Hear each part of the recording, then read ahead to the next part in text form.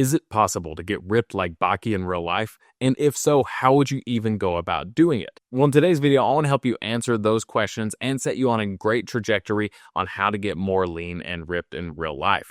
And if you're new here, my name is Devin Actionricker. I'm a personal trainer and strength coach, and I've helped a lot of people get ripped just like their favorite characters, and I hope to do the same for you in this video. So if that sounds like something you're interested in, make sure to stick around, like and subscribe, and all that YouTube stuff.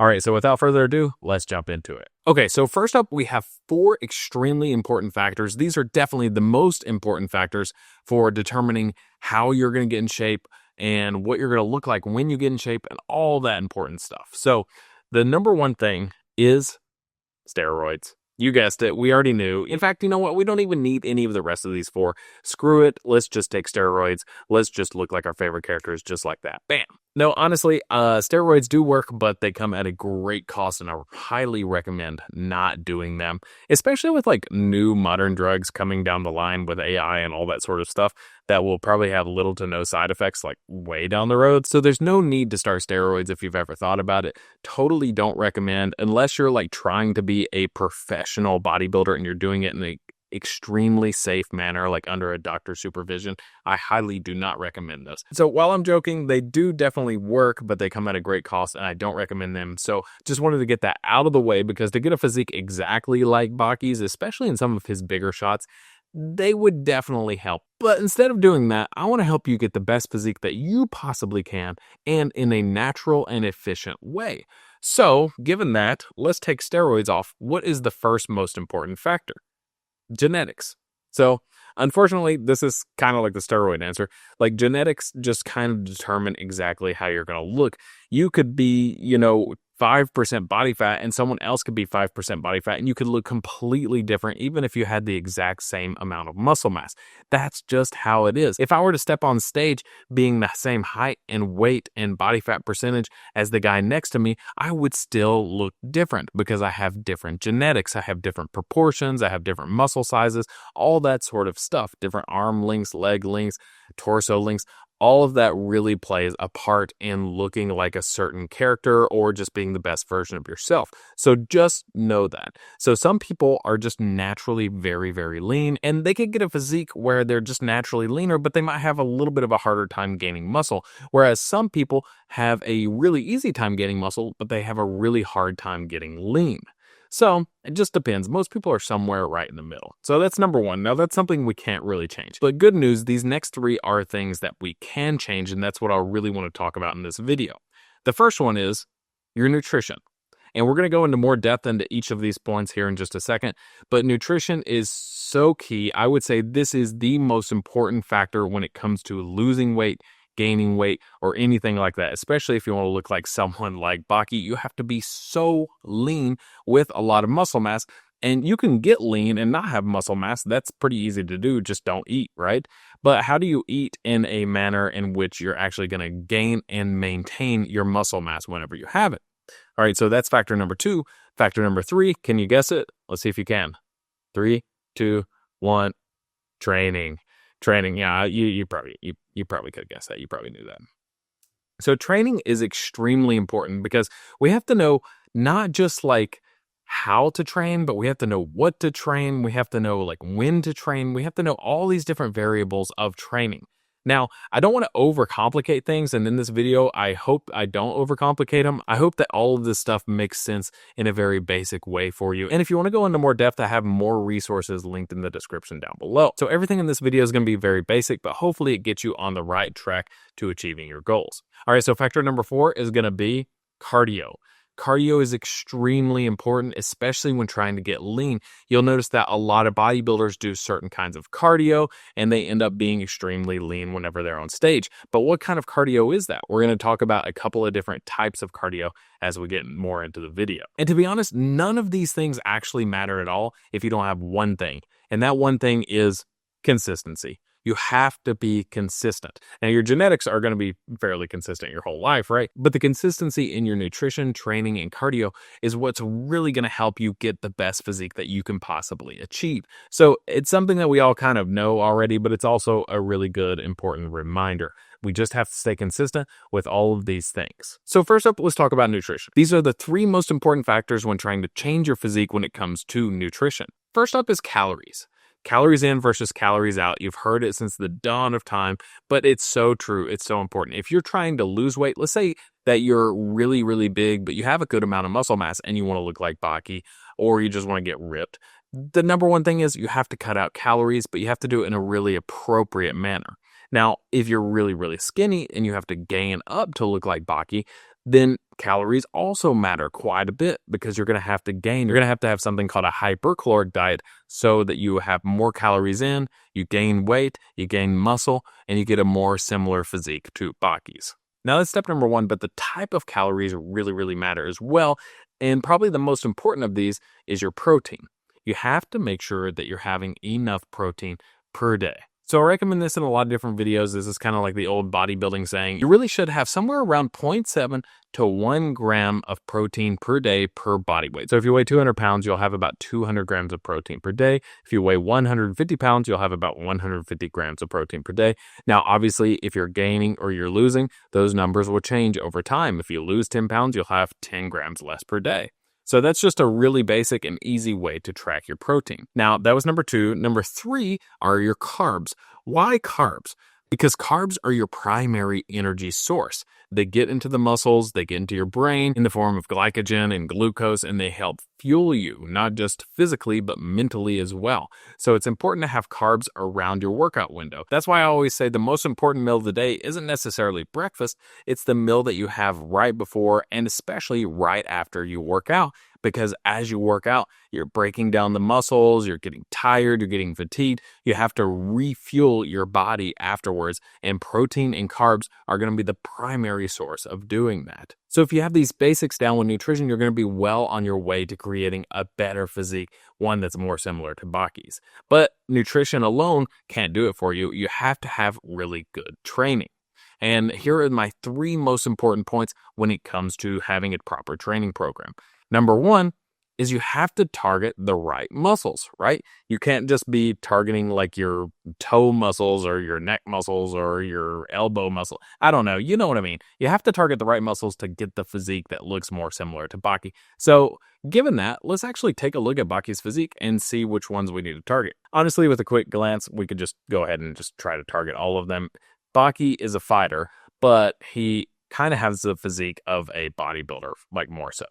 So we can see like here, we would want to have this armor plated chest. We would have to do a lot of chest exercises. He really does have a good neck, speaking of neck training and trap training right there.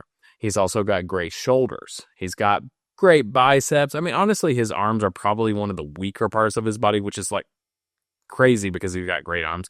But you can see a lot of the proportions are a little bit wacky right there. He's got really great abs. He's got a great V taper, which is like the ratio between the shoulders and the waist down here. So it kind of creates like a upside down triangle right there. So to create that V taper, you have to have the right kind of training to hit the lats right here, the delts and all that sort of stuff to give that kind of shape.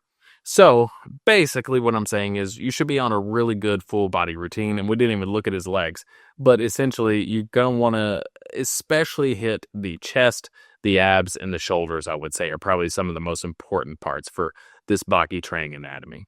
So up next, we have the targeted muscles. Now, I would recommend somewhere around 4 to 5 days a week. You could do 6 days if you have the time and you have the capacity. You could do 3 days as well. But 4 to 5 is kind of what I recommend as the sweet spot. For me, I actually work out about 4 times a week. And it's just something that I found is very sustainable. I don't feel like I'm overdoing it or anything. I work out Monday, Tuesday, take Wednesday off, and then work out Thursday, Friday, and then take the weekend off too. Now, I will add in cardio, which we'll talk about later on some of those days as well, like Saturday mornings. And so it's not technically a full day off. I would say that Wednesdays and Sundays are definitely full days off for me. But don't go based on what I do. Go based on what works best for you and your schedule. But I think 4 to 5 days is a really good way to squeeze in all these targeted muscle groups and try to hit them about twice a week if possible, if you actually can. Because when you hit them twice a week, then you're going to be really helping them grow a little bit better. If you hit them once a week, that's really good for maintaining and maybe growing a little bit depending on where you're at in your journey. But 2 and even 3 times a week with some of the smaller muscle groups like your delts is going to be excellent. A really, really good starting place for you. And then the third factor in your training is going to be your sets and reps. Now, because Baki has more of a bodybuilder physique, I wouldn't train him the same way that I would train someone that is like a legit fighter. For a physique like Baki's, I would train someone to have more of a bodybuilding style of physique, which means we need bodybuilding style sets and reps. And what that looks like is 3 to 5 sets on everything that you're doing. You could do 2, you could do 6. That gets a little bit crazy at that point, but I would say about 3 to 5 at most. And then reps wise, we're looking at a big range of about 5 reps at the minimum to 30 reps at the maximum. Now, with the 5 to 10 rep range, that's where I hit my big muscle groups. Like if I'm doing a bench press, if I'm doing squats, deadlifts, anything like that, I try to keep it on the low end. If we're doing like delt, lateral raises, or anything like that, then that's what I'll keep on the higher end. So let's say we're doing squats one day, I would probably do like 3, maybe 4 sets of 5 to 10 reps in there. Then the next day, let's say we're doing bicep curls, I'd probably do about 4, 5 sets of 10 to 20 reps in there. Maybe you could do calf raises at 20 to 30 reps or something like that. So I hope all that makes sense. That's just the basics of this. But if you kind of include all that in with your nutrition, you're going to have a really, really good starting place to looking like Baki. So that brings us to our next factor, which is cardio. Now, I don't want to get too in the weeds with cardio. A lot of people overcomplicate cardio a lot.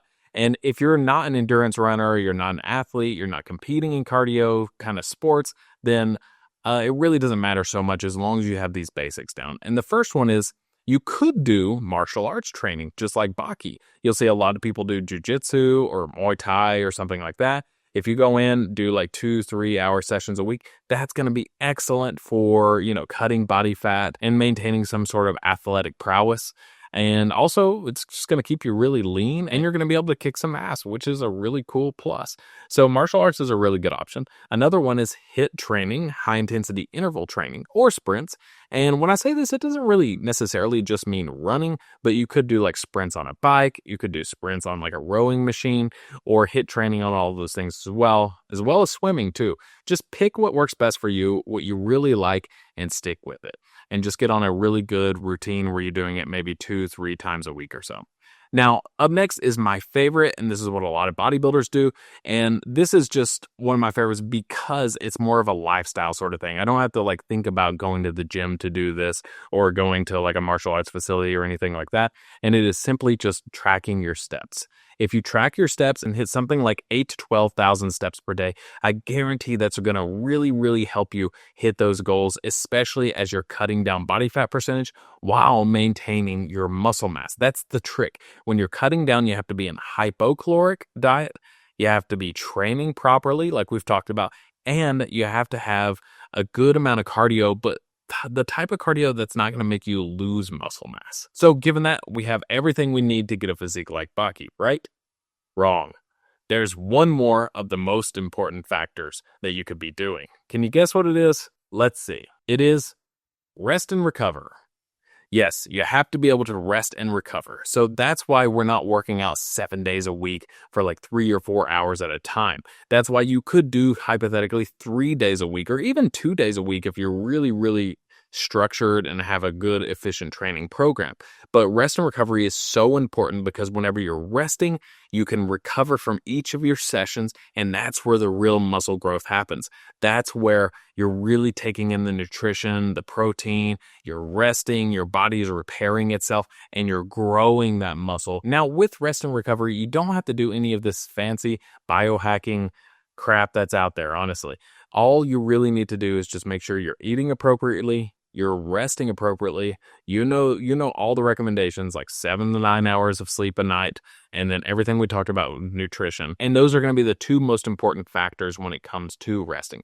Now, aside from that, try not to stress throughout your day. If you have a stressful relationship or a stressful job or something like that, work on what that could look like to be less stressful in your life. Maybe it means like moving on to another job. Maybe it means moving on to another relationship or something like that. Obviously, that's not always how it works. So what can you do in the meantime? Maybe learn to meditate, maybe go to therapy, maybe work on the stressors that are in your life and make it so to where you could either get rid of the stressors or you could be more okay with the stressors that are happening so that your stress levels decrease even in stressful situations. And I know that can be really, really tough to do. I've had to do it a lot in my life, and I can tell you that it works. You can do it. You can work on it. And you hear a lot of people saying that I struggle with anxiety, I struggle with stress all the time. A lot of people do. I have before. But I want to encourage you and let you know that those are things that you can work on. They can be worked on. It may not mean that you are always healed from them, but there can be healthier states of living that you can get into. And I just want to say that because I don't think I really heard that a lot whenever I was working through a lot of my stuff, and I still am. And that's so important when it comes to rest and recovery for your physical health, for your mental health, and just your all around health, right? So if you can learn to do that, you're going to be well on your way to just having a better, healthier life. So those are all the most important factors to getting your best physique. I hope you found this video helpful. If you have any questions, let me know in the comments down below. And if you want a free core training guide, feel free to check it out. I'll also link it in the description down below as well. Thank you so much for watching. I will catch you in the next video.